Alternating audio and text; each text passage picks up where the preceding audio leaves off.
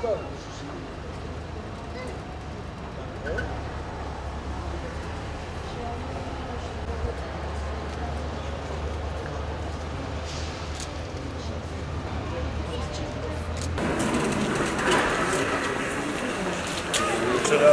nasılsınız? Maşallah. Hocam kolay gelsin. Nasılsınız? Hoş bulduk. Nasılsınız inşallah? Nasıl işler ne durumda? Allah utandırmasın. Amin. Bizim şöyle bir anlayışımız var. Biz diyoruz ki doğru kimden gelirse desteklenmelidir. Kim yapıyorsa doğruya doğru denilmelidir. Yanlış da kimden geliyorsa yanlışın karşısında durması lazım. Böyle bir olsun. Hayırlı işler inşallah. Görüşmek üzere. Kolay gelsin. Son 140-150 bandındaydı. Bütün siyasi partilerle görüşüyoruz. Resmi bütün temasları da sağlıyoruz. Hükümetle görüşüyoruz. Erdoğan'la da Cumhurbaşkanı'yla görüşüyoruz.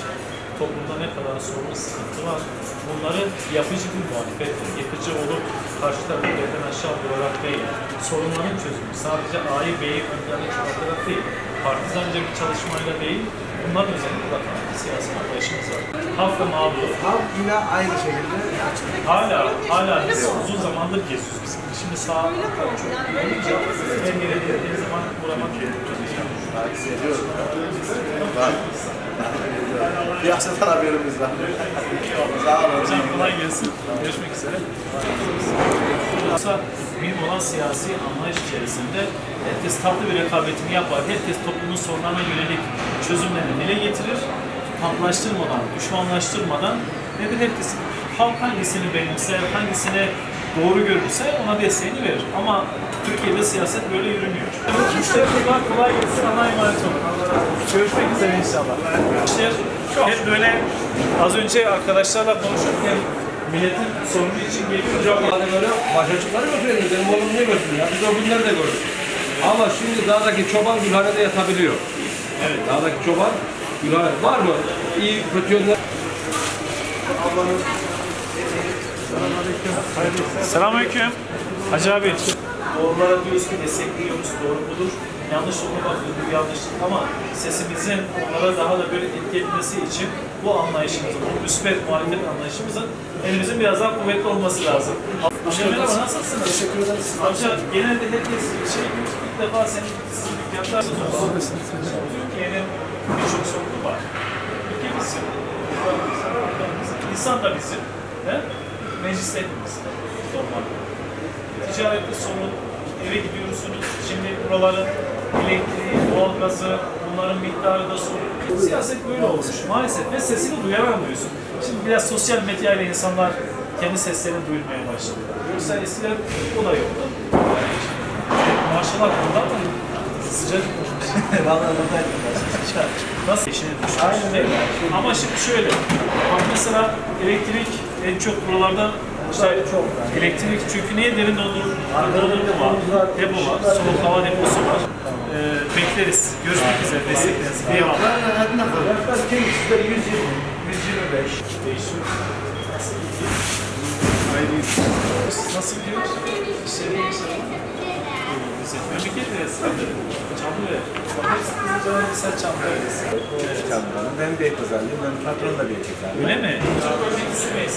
Nasılsınız? Siz de sormaya geçelim. Memleket neresi? Çorum. Böyle parça olarak değil. Eyvallah. Tamam. Şey yapmak, zahmet veriyoruz, kusura bakmayın. Estağfurullah. Peki şimdi Ankara'da şey var, siz orada yok musunuz? Kahvaltı festivali var. Bizim var, gidelim arkadaşlar. Nasıl gidiyor? Siyasette çözüm olarak bekliyoruz. Başkanım kolay gelsin. Nasılsınız? İnşallah. Nasıl gidiyor işler? Eyvallah. Hamdolsun. Valla uğraşıyoruz. İşler iyi. Şimdi bize siyaset muhakkaklığı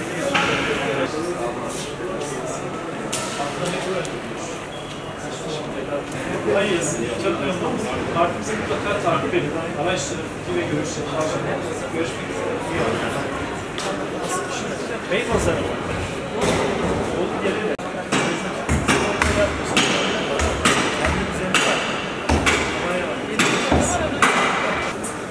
Allah bereket versin. Görüşmek üzere.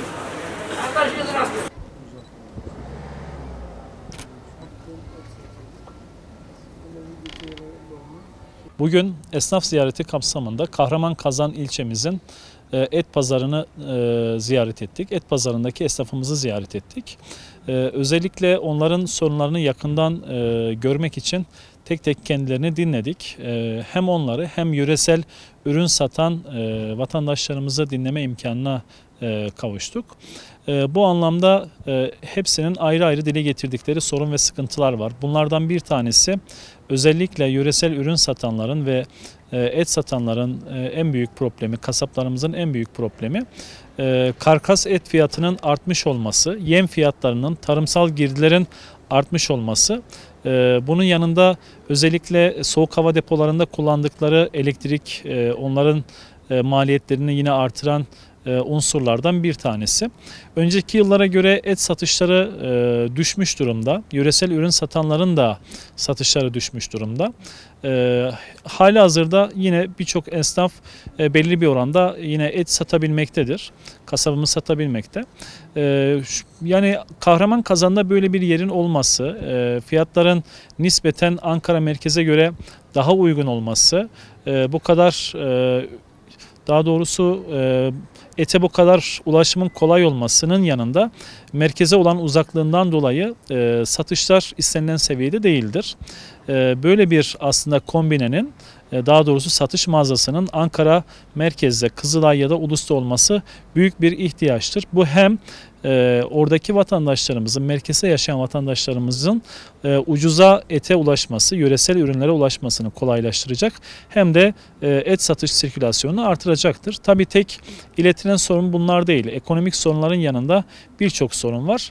Bunlar özellikle bunların başına gelen yine kira fiyatlarının artmış olması, nakliye bedellerinin artmış olması başta gelmekte. Malum ticarette özellikle insanımız, vatandaşımız nakitten çok daha çok kredi kartı kullanmakta. Esnafımızın bu karının, düşük marjlı bu karının da büyük bir kısmı banka komisyonlarına gitmektedir. Banka komisyonlarının indirilmesi için hükümetin bu anlamda bir düzenleme yapması kaçınılmazdır.